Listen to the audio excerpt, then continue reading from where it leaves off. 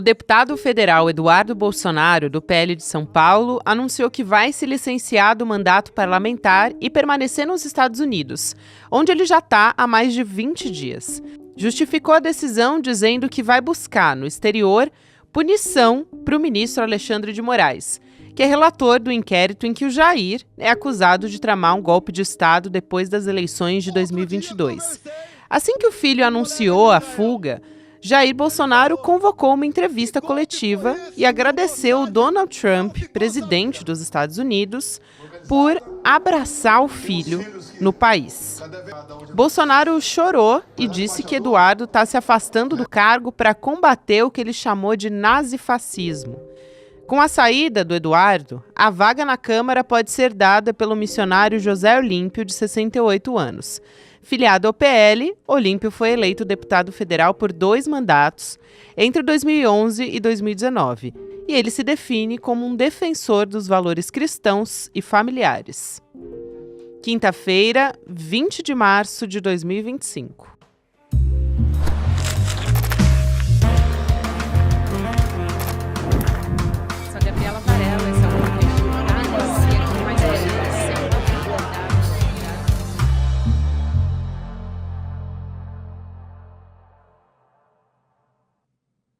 Olá, seja muito bem-vindo, seja muito bem-vinda. Eu sou a Gabriela Varelli, esse é o Videocast em Detalhes. Aqui, sempre com um convidado, uma convidada, a gente analisa uma notícia importante do momento.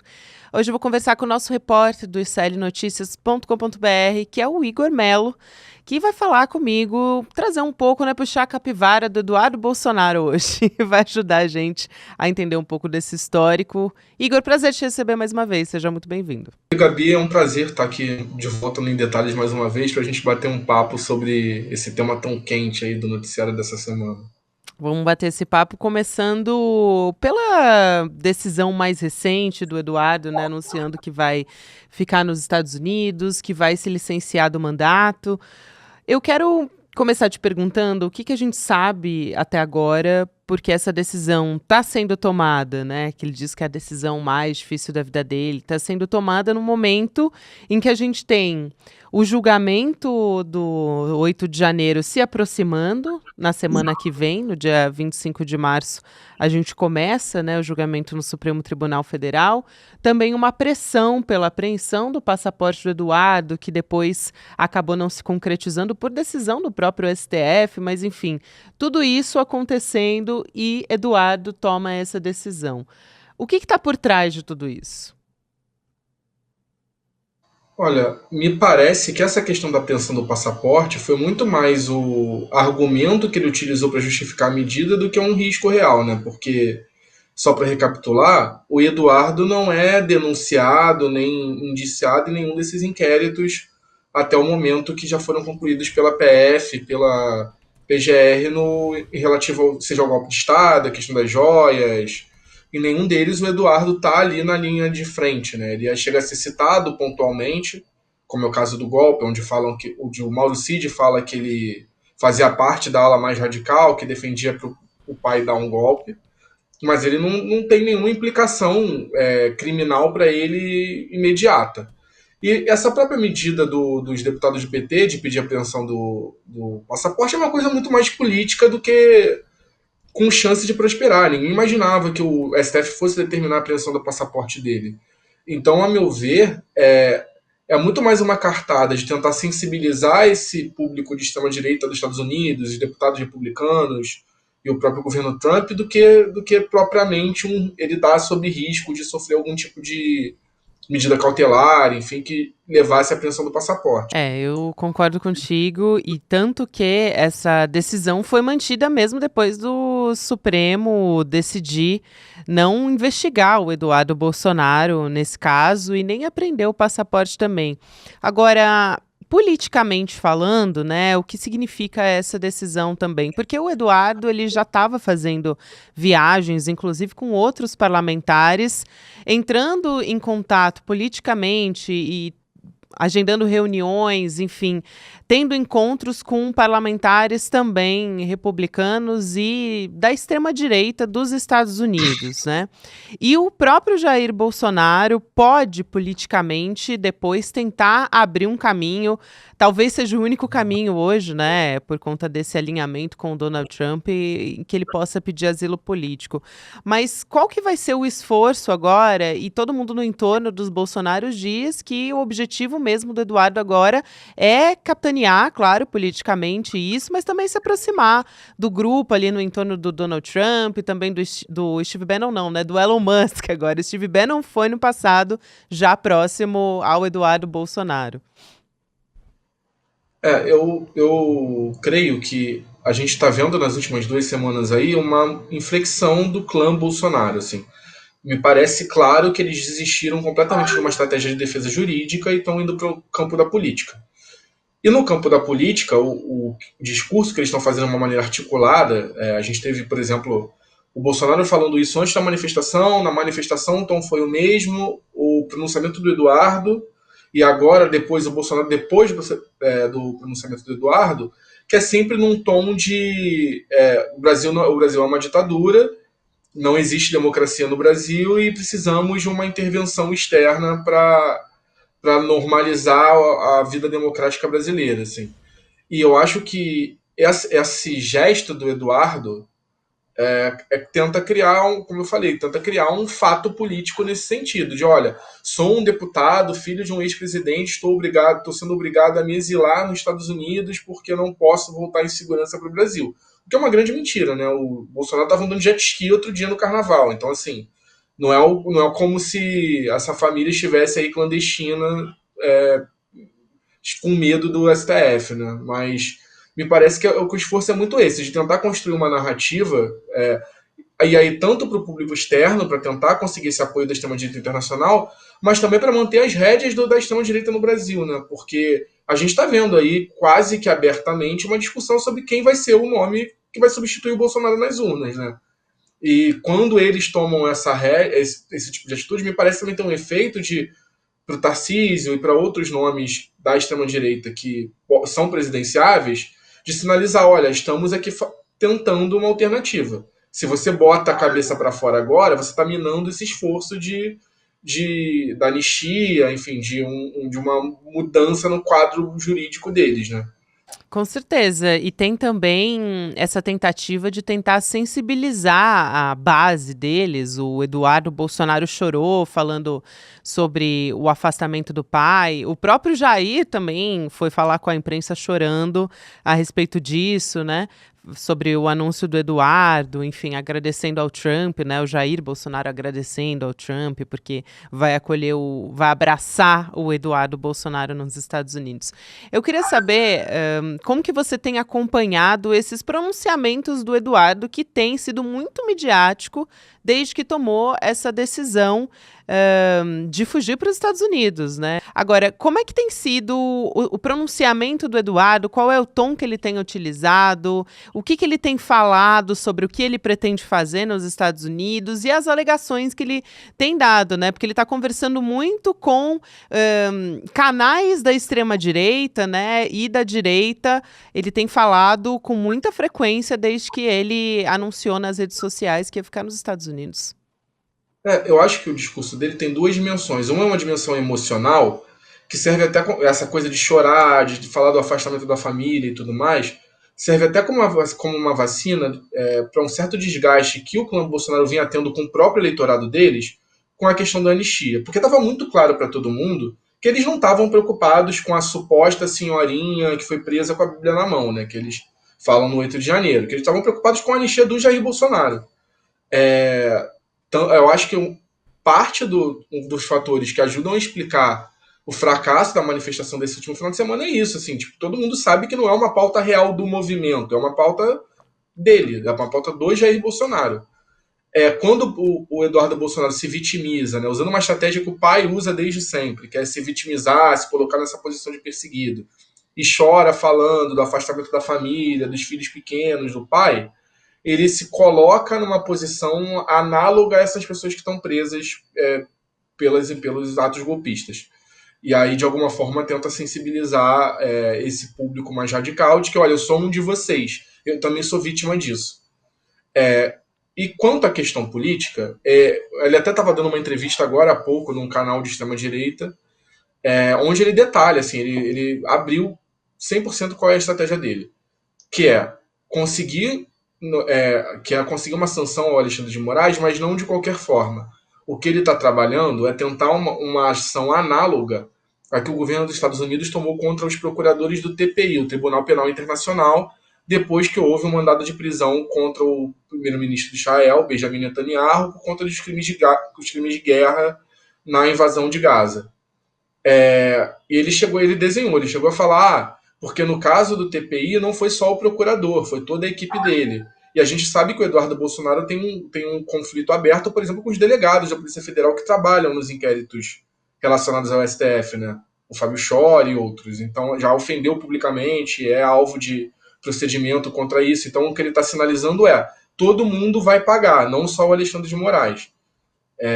Parece que a estratégia dele em relação ao governo Trump é essa, de conseguir uma sanção análoga sob o argumento de que essas pessoas estariam violando direitos humanos, inclusive é até curioso, né? Porque no pronunciamento que ele fez antes de anunciar, um vídeo que ele gravou essa semana também, antes de anunciar a licença, ele usou uma expressão que me chamou muita atenção, que foi punir esses violadores de direitos humanos. E aí a gente precisa lembrar que a família Bolsonaro fez carreira na política atacando os direitos humanos. O Jair Bolsonaro e os filhos dele tinham no gabinete deles um adesivo escrito Direitos Humanos, esterco da vagabundagem. Então, quando eles se arvoram nessa defesa dos direitos humanos, assim, tem um lado irônico, mas tem um outro lado que é de confundir mesmo, de gerar uma confusão sobre esses conceitos, assim como o Bolsonaro falar em nazifascismo, por exemplo, né? Como ele falou ontem, depois do anúncio do Eduardo. Então, assim, eu acho que tem essas dimensões que estão se misturando um pouco. Vou fazer uma pausa aqui na nossa conversa para te contar que a gente está com um programa, uma jornada esportiva que vai ser inaugurada em breve com uma aula com o Mark Kaelin, que é 6 vezes campeão do Ironman e foi eleito pela ESPN como o maior atleta de endurance de todos os tempos. Então a gente está falando aqui de aprendizados do esporte de alto rendimento que a gente pode aplicar na nossa vida, não só na nossa vida esportiva, mas na nossa vida pessoal também. Então vale muito a pena conferir. A gente vai ter nesse programa aqui do ICL reunir atletas como o Mark Kaelin, que eu já citei, também como a Joana Maranhão, que é muito responsável ali, ela que é medalhista olímpica, por tentar humanizar o esporte. A Formiga também, o Ronaldo da Costa, o Mihail Lopes, que é um lutador cubano. A gente vai ter diversas dessas personalidades aqui nessa jornada esportiva que o ESL está inaugurando. Nessa aula inaugural, você vai conferir essa conversa com o Mark Kaelin. Também vão estar presentes a Joana Maranhão, que eu já citei, e o Marco Schultz, que é um instrutor de yoga com mais de 25 anos de experiência. Então, vale muito a pena acompanhar essa conversa que eles vão ter com o Eduardo Moreira no dia 30 de março, que é um domingo, 8 horas da noite. Se inscreve em detalhesicl.com.br, você só vai perder 2 segundinhos se você parar agora, digitar no seu navegador, colocar o teu e-mail. E aí, volta aqui para a gente acompanhar a nossa conversa aqui no Em Detalhes. Vamos lá! Sem contar o encontro do Eduardo Bolsonaro com a ministra, a neta, na verdade, do ministro do Hitler, né, do Adolf Hitler, quando ele visitou o parlamento alemão. E essa não é a única viagem. A gente está falando aqui, eu citei viagens aos Estados Unidos, essa aproximação que ele teve com o Steve Bannon como articulador da extrema-direita, mas o Eduardo ele já fez e faz essas viagens já faz algum tempo, que ele acabou se projetando dentro da família Bolsonaro ali como o grande articulador da extrema-direita no mundo, né? Percorrendo para tentar contato com o entorno dessas lideranças ou com as próprias lideranças, né? Quando ele conseguia. Isso falando aqui de Benjamin Netanyahu, também na Hungria, já esteve em vários países com esse objetivo. Eu queria que você falasse um pouco sobre isso, como é que ele se projetou para ser esse articulador, né? Porque ele começou a carreira política, a princípio, para trabalhar ali no Congresso. Até a gente pode falar também daqui a pouco sobre como o olavismo, né, talvez tenha aberto esse caminho para que ele começasse a fazer esse trabalho, né? O Eduardo ganhou essa projeção, acho que tem uma questão ideológica, que é essa que você falou, né? Ele foi aluno do Olavo de Carvalho e foi dentro da família, ele foi quem abraçou realmente esse ideário do Olavo de Carvalho. Acho que você vai lembrar, ele fez deu uma entrevista para a revista Piauí há uns anos atrás, e ele colocou empilhado num banco os livros que ele mais gostava. E vários deles eram livros do Olavo. Ele fez questão de fazer esse merchan para o Olavo de Carvalho, digamos assim. E ele também tem até questões do ponto de vista prático. Ele é o único da família que arranha inglês, né? Embora a gente já tenha visto que não é essa fluência toda, pelo menos não era. Eu acho até que ele melhorou nos últimos anos. Mas os outros irmãos e o pai não falam, enfim. Então essa comunicação fica mais fácil, mas ele também tem uma questão muito ideológica sobre isso. Até nessa entrevista que eu estava falando, tem dois pontos curiosos, que ele cita o Viktor Orbán, o ditador da Hungria, como grande exemplo de unidade na extrema-direita, de como a extrema-direita deveria se portar para combater o comunismo, na visão dele. E ele defende o projeto, né, ditatorial do Nayib Bukele também. Fala que elogia todas as medidas, assim, de que ele conseguiu uma super maioria no Congresso para aprovar o que ele quisesse, fez o impeachment de todos os ministros do Tribunal Superior lá de El Salvador, e aí conseguiu tomar uma série de medidas autoritárias, com uma repressão em massa à população, criou um presídio gigantesco, que é considerado o maior presídio do mundo proporcionalmente ao país onde ele fica, enfim. Então ele trata com muita admiração esses dois ditadores de extrema-direita, por exemplo. E aí a gente entra nessa questão do olavismo, que você falou. Ele foi aluno do Olavo de Carvalho, abraçou muito isso, como eu falei. Inclusive, ele é bem próximo da galera olavista que era do governo Bolsonaro, o caso do Felipe Martins, o Alan dos Santos, que não era do governo, mas extraoficialmente era, né? Muito por conta dessa relação. E então essa política internacional que ele faz é muito na perspectiva do olavismo, que é essa coisa do confronto entre a civilização cristã ocidental versus o comunismo enfim. E aí daí vem esse interesse por participar dessa liga da extrema-direita global, de alguma forma, né? Eu acho que vale a pena dizer também que o Eduardo, de longe, ele era o mais envolvido da família com o olavismo, mas o Flávio também teve um certo envolvimento. Ele chegou aí até a casa do Olavo de Carvalho nos Estados Unidos em 2012. Ele tomou um avião para entregar uma honraria da Assembleia Legislativa ali do Rio de Janeiro, né? Uma medalha Tiradentes, que é essa honraria que era o ídolo, vamos dizer assim, do Flávio Bolsonaro também. Então, isso foi introduzido na vida de toda a família. E acabou que, no fim das contas, o próprio Eduardo hoje tem um curso que é totalmente, assim, bebeu da água do Olavo de Carvalho para colocar esse curso no mundo, né? Porque é completamente conspiracionista. Eu queria que você falasse um pouco sobre isso também, sobre como ele, de certa forma, assumiu esse papel.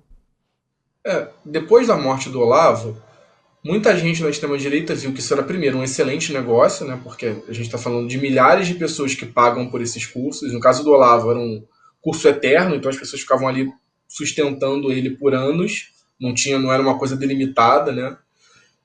E também de formação política, né? Você criar esses militantes extremamente fiéis, né? A gente via como eram as pessoas com o Olavo de Carvalho e também com o Bolsonaro. Então, assim, acaba que todos os objetivos deles são atendidos. Assim, e outros nomes da direita fizeram também esse tipo de movimento. Se não me engano, o próprio Nicolas Ferreira lançou curso. Nesse vácuo do curso do Olavo, muita gente tentou. Mas o Eduardo tem uma ação que é até mais ousada, que é a organização da CEPAC no Brasil, né? Que você falou do Steve Bannon, aí vem muito dessa relação com o Bannon, que a CEPAC é um grande evento da política conservadora nos Estados Unidos, que de algum tempo para cá virou um evento do trumpismo, né? Dessa alt-right americana, que recebe todo mundo, funciona um pouco como um hub dessa extrema-direita mundial. Esse ano mesmo estava lá o Milei, enfim. Sempre tem o próprio Bolsonaro já foi em edições nos Estados Unidos quando era presidente, acaba que vira um ponto de encontro. E ele trouxe não só esse nome para cá, mas é um evento que movimenta muito dinheiro, que dá prestígio. Na edição passada, por exemplo, reuniu governadores, um monte de deputados federais, senadores, enfim, todo mundo que importa, digamos assim, na extrema-direita, faz questão de estar lá. E isso dá também um prestígio, um capital simbólico para ele muito importante, de ser o cara que organiza isso, né? Ser o dono dessa marca de alguma forma no Brasil. E também é interessante como o Eduardo Bolsonaro ocupou esse espaço também, justamente quando ele estava ali começando a articular espaço em, por exemplo, Comissão de Relações Exteriores. Ele queria ocupar esse cargo agora, recentemente, mas ele já ocupou no passado também. Em 2019, ocupou o cargo na Câmara, né, da Comissão de Relações Exteriores. E também ele tentou, em algum momento, estar à frente da Embaixada dos Estados Unidos, né, do Brasil nos Estados Unidos. Então, já faz algum tempo que ele faz esse movimento, e até surgiu aquele meme, que é muito famoso, que ele dizia que ele era qualificado para assumir o papel na embaixada porque ele já tinha sido chapeiro nos Estados Unidos, no Maine. Então, já fritei hambúrguer nos Estados Unidos, e aí virou um grande meme, né, que todo mundo relembra. E ele foi ressuscitado até recentemente agora, porque ele estava fazendo essa articulação na Comissão de Relações Exteriores. Também é interessante chamar atenção para isso, Igor, porque foi envolvido até o próprio presidente do PL, né, o Valdemar Costa Neto. Ele não se pronunciou publicamente sobre isso, assim, abertamente, mas todo o entorno e parlamentares do PL falaram com a imprensa dizendo que o Valdemar acabou ficando contra, né, se posicionando contra, e foi conversar com o Eduardo sobre isso, porque ministros do Supremo disseram: olha, a relação vai ficar ainda pior, né, porque já está muito desgastada a relação do Supremo Tribunal Federal com o Congresso. Então, esse cargo que já foi ocupado pelo Eduardo no passado, né, tem uma história aí que já se carrega, não é tão recente. A questão é que agora o ineditismo dessa história é porque ele diz que existe o alexandrismo, porque ele diz que o Alexandre de Moraes, né, está à frente da Gestapo, do Judiciário, e tudo isso que a gente vem acompanhando nos últimos tempos.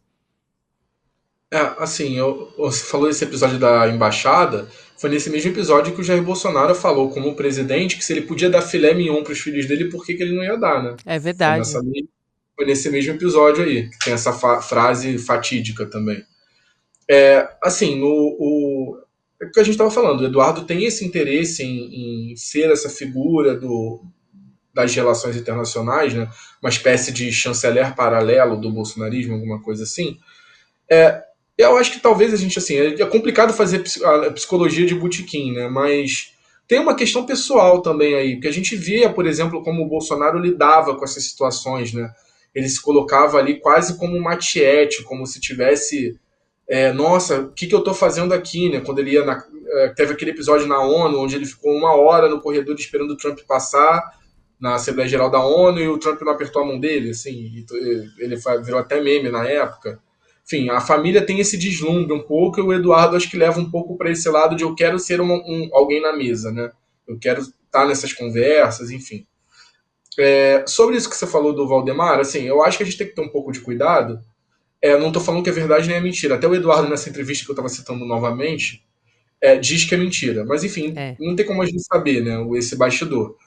100%. Mas, assim, essa narrativa também interessa a ele, porque se tem ministro do STF fazendo lobby por baixo dos panos para que ele não assuma um cargo que seria de direito dele no Congresso, isso de alguma forma fortalece a narrativa de que ele está sendo perseguido. Então, não sei até que ponto isso não seria do interesse do próprio Eduardo vazar esse tipo de história, né? Mas, assim, independente de ser verdade ou não, é possível que seja também, porque o Valdemar é um cara que age assim, né? Então a gente não tem muito como saber. Mas o Eduardo, assim, usa esse cargo tanto para essa questão da extrema-direita, mas também para fazer outros tipos de relações, né? A gente precisa lembrar que o Eduardo foi o primeiro integrante da família durante o governo Bolsonaro que criou as pontes com as ditaduras de petrodólares lá do Golfo Pérsico, com a Arábia Saudita, com os Emirados Árabes, enfim, ele fez uma série de visitas para lá, também para Israel, e aí a gente teve denúncias, por exemplo, dele estar fazendo lobby para a indústria armamentista de Israel no Brasil, inclusive forçando até um contrato, né, do Exército Brasileiro de parceria de fabricação de armas, enfim. Isso foi denunciado na época do governo Bolsonaro. Então, assim, isso gera oportunidade de negócio também, né? A gente viu depois a questão das joias, que a Polícia Federal não conseguiu apurar esse ponto, mas existe a suspeita de que, de alguma forma, elas poderiam ser algum tipo de agrado para o Bolsonaro, ou para a família Bolsonaro, por conta de interesses desses países, porque foi feito levantamentos lá na época que, se você juntasse tudo que, por exemplo, os últimos presidentes americanos ganharam de presente desses países, em termos de valores, não dava o que o Bolsonaro ganhou. Bolsonaro e a Michelle, enfim. Então, assim, são presentes bem fora do comum. E esse cargo acaba que dá legitimidade para isso, né? Ele vira, quando ele assume esse cargo, o representante da Câmara dos Deputados brasileiros para lidar com outros órgãos governamentais pelo mundo, tanto legislativos quanto executivos. Então, assim, isso abre muitas portas, né? Assim, inegavelmente. Com certeza. Eu aqui, até, eu não sei se fortalece tanto a narrativa, viu, Igor, do próprio Eduardo, porque ele mesmo tem feito uma campanha aberta e agora muito mais agressiva, né? Já vinha fazendo há bastante tempo, mas agora é uma campanha aberta internacional contra o Alexandre de Moraes e contra o Supremo, né? Então, me parece um tanto quanto óbvio que essa relação ficaria desgastada, né? Não precisaria nem, de fato, algum ministro conversar com Valdemar Costa Neto, o próprio entorno dele, aconselhando, né? Porque existem alas diferentes dentro do PL que também acham que a família Bolsonaro, né, e o próprio Jair protege a si próprio e aos filhos. Então, essa relação me parece que é um tanto quanto óbvia também. Agora, Nossa, pode não, falar, com pode falar. certeza. O próprio Valdemar tem o interesse de continuar fora da Com denúncia do certeza. PGR. É Uhum. possível que tenha acontecido, não estou dizendo que não, mas é que também acho que isso acaba fortalecendo a narrativa que ele está tentando emplacar de que ele não pode exercer o mandato dele com liberdade no Brasil, né, por conta do alexandrismo, né, assim, só isso que eu quis pontuar. Pode se fazer, né? Pode usar dessa narrativa também, que ele já vem usando até. Eu acho que para a gente fechar, eu queria só que a gente trouxesse um pouco sobre essa diferença dos perfis, né? Porque o Bolsonaro, ele basicamente alçou os filhos a essa visibilidade nacional, né, como articuladores ali com funções diferentes dentro da família. E a gente sabe que tem algumas rusgas entre os filhos do Bolsonaro, enfim. Qual que sempre, para além desse papel que a gente conhece e que o Eduardo foi caminhando, né, para ter hoje, que é esse articulador conversando com outras lideranças da extrema direita no mundo, qual que é o papel dele dentro da família, né? Por exemplo, na busca por um voto mais conservador, conversar com essas pessoas. Como é que ele desempenha esse papel hoje? Me parece que ele acaba fazendo esse papel mais programático, né, de alguém que tenta dar uma cara, ou pelo menos emplacar bandeiras que seriam do bolsonarismo, né. O Flávio fica mais com essa articulação política mais tradicional, digamos assim, com um perfil mais centrão, e o Carlos, que é o mais arredio deles, com a questão das redes sociais, né. Acho que a divisão seria essa. Eu acho que me parece que assim, o papel do Eduardo é muito esse. E essa coisa do CEPAC que eu falei tem a ver com isso. Ele criou um instituto também, né, o Instituto Liberal Conservador, que tenta de alguma forma se arvorar nessa posição também de um think tank assim da extrema direita brasileira. Eu acho que a ambição dele é muito essa, assim. Eu acho que é essa mesmo, e acho que a gente vai agora acompanhar, né, novos capítulos do Eduardo Bolsonaro nos próximos 4 meses, por enquanto, né, que a gente acha que ele vai permanecer por lá, mas ainda não dá para saber. Muito obrigada, prazer conversar contigo, te receber mais uma vez aqui. Gabi, é um prazer sempre estar aqui com vocês. Estou às ordens, quando quiser só chamar. Foi ótimo o nosso papo. Que é isso, eu que agradeço sempre. Obrigada demais e bom trabalho por aí. Até mais. Obrigada também a você que me acompanhou até aqui. Agora tem o Mercado Investimentos e na sequência vem o Rolê ICL. Eu lembro a você que o Em Detalhes também pode ser conferido por você de segunda a sexta-feira nas plataformas de áudio em qualquer momento do seu dia. Até amanhã! Fala, meu irmão, minha irmã, tudo bem? Você fica preocupado com os seus filhos, que eles estão se tornando sedentários, que só mexem ali na tela, no computador, ou quando às vezes seus filhos são um pouco mais velhos, eles entraram nessa onda de querer trabalhar e estão descuidando da saúde, quando eram mais jovens faziam esportes. Deixa eu dar uma dica para vocês. No dia 30 de março, a gente vai iniciar uma jornada esportiva, mas que tem uma aula inaugural que é aberta para todo mundo assistir, o Mark Allen, o maior triatleta de todos os tempos. Ele venceu 6 vezes o Ironman no Havaí. E ele traz ferramentas e conceitos para todo mundo poder aplicar na vida e buscar uma performance esportiva melhor, mas mais do que isso, esse gosto pela atividade física, pelo esporte e essa melhoria na saúde que todo mundo pode ter. Então, dá essa dica para os filhos de vocês assistirem essa aula gratuita.